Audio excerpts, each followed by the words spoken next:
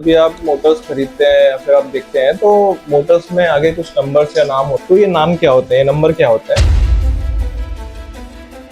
तो जो 5010 है उसमें जो 50 है वो बताता है कि केवी रेटिंग का सिंपली मतलब ये है कि आपको हाई स्पीड या फिर एफपीवी जो ड्रोन्स बनाने होते हैं उसमें आपको जनरली। तो आज हम बात करने वाले हैं मोटर सिलेक्शन के बारे में।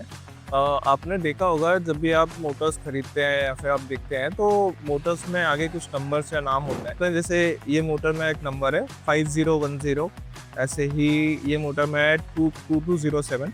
तो ये नाम क्या होता है, ये नंबर क्या होता है? और साथ में इसके आगे एक और नंबर होता है, जैसे 360 केवी रेटिंग जो होती है, जैसे इसकी है 700 केवी। तो ये जो केवी रेटिंग होती है ये क्या होती है, तो आज हम इसी के बारे में बात करेंगे। तो सबसे पहले आते हैं साइज़ पे। साइज़ मतलब ये कितना अंतर है इन दोनों में। तो ये जो साइज़ है इसका हमें पता लगता है जो पहले जो 4 नंबर्स होते हैं, जैसे इसमें 5010 है और इसमें है 2207। तो जो 5010 है उसमें जो 50 है वो बताता है कि मोटर का डाया कितना है, ये जो डायामीटर है ये कितना है। और जो 010 है वो बताता है कि मोटर की लेंथ कितनी है, ये जो लंबाई है डिस्क की वो कितनी है। ये जो आपको डायमेंशन है ये एक्चुअली मोटर के नहीं होते हैं, स्टार्टर के होता है। स्टार्टर जो अंदर एक जो कॉइल होती है जो स्टैटिक रहती है उसको स्टार्टर बोलते हैं। और जो ये रोटेटिंग सेक्शन होता है जो जिसमें मैग्नेट्स लगी होती है इसको रोटर बोलते हैं। तो जो स्टार्टर होता है इसके डायमेंशन होते हैं, जैसे 5010 तो 50/10 का डायमेंशन होता है ये सिलेंडर का। और सिमिलरली अगर ये मोटर की बात करें तो इसका है 2207। तो इसमें जो है 22 mm का डायामीटर है एंड 7 mm की लेंथ है, हाइट है। तो ऐसे हमारे पास अलग अलग डायमेंशंस की मोटर्स होती हैं। अब ये डायमेंशंस हमें क्या बताता है, जितना ज़्यादा हमें सरफेस एरिया मिलेगा कॉइल का उतना ज़्यादा हमें टॉर्क मिलेगा। तो इसमें ज़्यादा टॉर्क होगा इसके रिस्पेक्ट में, तो बट इसमें ज़्यादा स्पीड होगी क्योंकि इसमें नंबर ऑफ कॉइल्स ज़्यादा है। अगर आप मतलब कभी ऐसे देखेंगे तो आपके जब भी आप मोटर्स परचेज करते हैं तो उसमें एक स्पेसिफिकेशन में एक पॉइंट लिखा आता है NNP, कितने पोल्स हैं उसमें।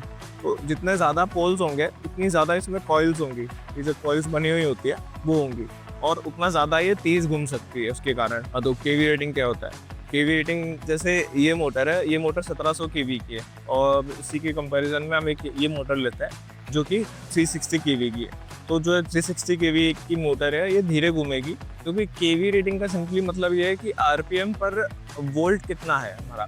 आरपीएम पर वोल्ट मतलब 1 वोल्ट में कितना आरपीएम हमारी मोटर घूमेगी, ये हमारी केवी रेटिंग बताती है।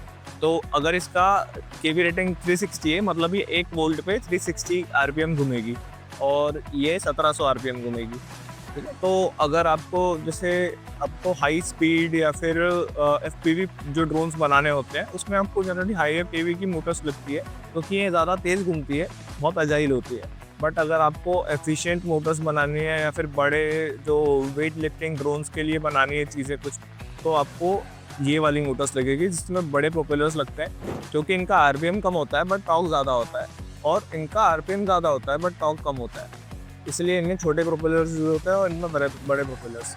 ड्रोन टाइप्स, तो ड्रोन टाइप से सिंपल सा मतलब ये है कि हमें कितना बड़ा ड्रोन बनाना है। अगर हमें छोटे ड्रोन्स बनाना है, एफपीवी ड्रोन्स बनाना है, तो हमें हायर केवी की मोटर्स चूज़ करनी चाहिए जिनका प्रोपेलर डायमीटर छोटा होता है, मतलब उनके साथ जो स्पेसिफाइड प्रोपेलर्स होते हैं उनका डाया छोटा होता है क्योंकि वो ज़्यादा तेज़ उड़ते हैं और बहुत ज़्यादा एजाइल होते हैं। अगर हमें कोई ऐसा ड्रोन बनाना है जो वेट एफिशिएंट हो, हमें बड़े प्रोपेलर्स लगते हैं और उसके कारण हमारा ड्रोन फ्रेम भी बड़ा होता है। तो उससे आप डिफ़र कर सकते हैं मोटर्स को, जैसे बड़े ड्रोन्स के हिसाब से मोटर्स हैं तो इन मोटर्स में बड़े प्रोपेलर्स लगते हैं और ये बहुत ज़्यादा एफिशिएंट होती है बड़े प्रोपेलर्स पे। और ये छोटे प्रोपेलर्स वाली मोटर है, ये दोनों लगभग इक्वल थ्रस्ट ही देती है बट ये ज़्यादा एफिशिएंसी से काम करती है और ये ज़्यादा स्पीड से काम करती है। एक स्पीड फोकस्ड है और एक एफिशिएंसी बेस्ड है। तो मोटर डेटा शीट में प्रोपेलर्स की भी स्पेसिफिकेशन होती है कि हम कौन सा प्रोपेलर अपनी मोटर के साथ यूज़ कर सकते हैं। जो कंपनीज होती है उन्होंने पहले से ही बहुत अच्छी टेस्टिंग करी होती है अपनी मोटर्स की और उन्हें पता होता है कि अपने मोटर्स के लिए सबसे बेस्ट प्रोपेलर्स कौन से होंगे। तो आप जो डेटा शीट में प्रोपेलर्स होता है आप सीधे वही परचेज कर सकते हैं या फिर उसकी जो स्पेसिफिकेशन भी होगी कि कितना डायामीटर है एंड कितनी पिच है, इसके हिसाब से आप दूसरे प्रोपेलर्स परचेज कर सकते हैं अपनी नीड के अकॉर्डिंग। तो अब आते हैं एक बहुत इंपॉर्टेंट चीज़ के लिए अगर आपको अपने लिए एक ड्रोन बनाना है तो आपको एक मोटर सेलेक्ट कैसे करनी है उसका मैं प्रोसीजर बताता हूँ। तो स्टेप 1 रहेगा वेट अज्यूम करना अपने ड्रोन का। तो सिंपली आपको अपने जितने भी कंपोनेंट्स हैं उन सब का वेट निकाल के या फिर वेबसाइट से निकाल के अक्यूमुलेट करके आपको टोटल वेट निकाल देना है। और आपको उससे ये देखना है कि पर मोटर मुझे कितना थ्रस्ट लगने वाला है। जैसे अगर आपका ड्रोन 2 kg का है तो आइडियली आपको एक क्वाडकॉप्टर में पर मोटर 500 ग्राम का थ्रस्ट लगेगा आइडियली। ठीक है, मैंने आइडियली क्यों बोला ये मैं आगे बताता हूँ। इससे आपको पता लगेगा कि हर एक मोटर को कितना थ्रस्ट चाहिए। अगली चीज़ है सेफ्टी फैक्टर। सेफ्टी फैक्टर बहुत इंपॉर्टेंट चीज़ है। अगर आप बिगिनर हो तो आपको ये बहुत मैंडेटरी है कि आपको पता हो सेफ्टी फैक्टर क्या होता है। तो बहुत कॉम्प्लेक्स चीज़ है, थोड़ा ध्यान से समझोगे तो समझ में आ जाएगा। अगर आप मोटर सिलेक्शन करते हो और आपने अगर ये देखा कि आपका टोटल ड्रोन वेट 2 kg है और आपको 500 ग्राम की मोटर लग रही है तो ये बहुत आइडियल केस हो जाएगा। इसका मतलब ये कि फुल थ्रॉटल पे हमारा ड्रोन जो है वो उठेगा, हमारा मतलब टेक ऑफ करेगा। क्या होगा अगर हमारे ड्रोन में एक एक्सेलरेशन चाहिए हमें, क्योंकि आपको भी पता है कि अगर आप पृथ्वी से अपोजिट साइड में अगर एक स्पेसिफाइड एक्सेलरेशन से जाते हैं तो आपका जो बॉडी वेट है वो इंक्रीज़ हो जाता है। क्यों इंक्रीज़ होगा? क्योंकि आपकी जो पृथ्वी है वो एक जी एक्सेलरेशन से आपको खींचती है, जिसे हम ग्रेविटी बोलते हैं। तो उसको हम जी मानते हैं, जब भी छोटा जी जो होता है। अगर आप उसके अपोजिट में ए एक्सेलरेशन से जाएंगे तो आपका जो टोटल वेट होगा, जो फोर्स होगा आप पे जो लगने वाला है F=ma, वो हो जाएगा F=mg+a। समझे? तो वो एक्सेलरेशन भी ऐड होगा। तो उसके कारण आपकी बॉडी का जो वेट है वो मास नहीं बढ़ा है बट आपकी बॉडी का वेट बढ़ जाएगा। समझ में आया? यही फिनोमिना यूज़ होता है, यही फिनोमिना देखने को मिलता है हमें फाइटर जेट्स में।